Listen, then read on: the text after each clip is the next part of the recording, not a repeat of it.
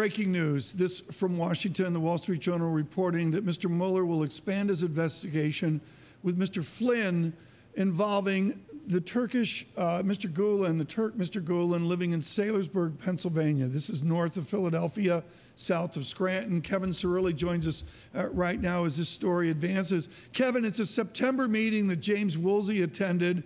It was so hot, if you will, that Mr. Woolsey stepped aside. And then there was a follow-on December meeting. This for a beleaguered Mr. Flynn is he looks at other investigations. Is this news from the Wall Street Journal new? Is it an overlay, or is it just the same old story for Mr. Flynn? Well, two things. First and foremost, there have been lots of questions surrounding former White House National Security Advisor Michael Flynn's relationship with Turkey in regards to his son as well.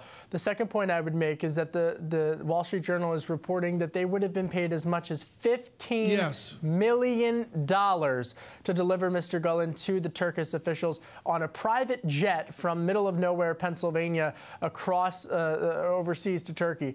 $15 million bribe, essentially, in order to do that. This took place, these meetings allegedly took place during the presidential transition.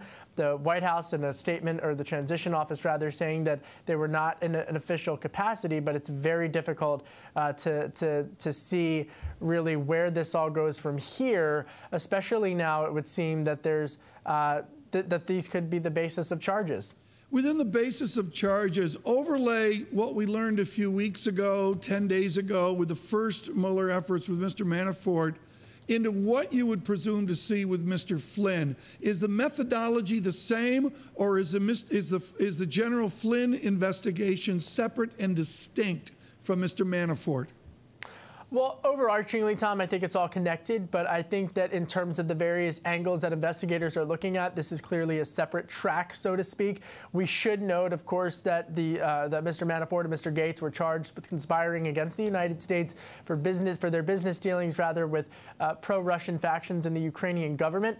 I do slightly want to correct what I just said. A statement from the transition office of the White House, a spokesman for the Trump transition process told the Wall Street Journal, quote, "We don't have any evidence that such meetings took place." So I just want to be very specific here because all of that nuance is very important.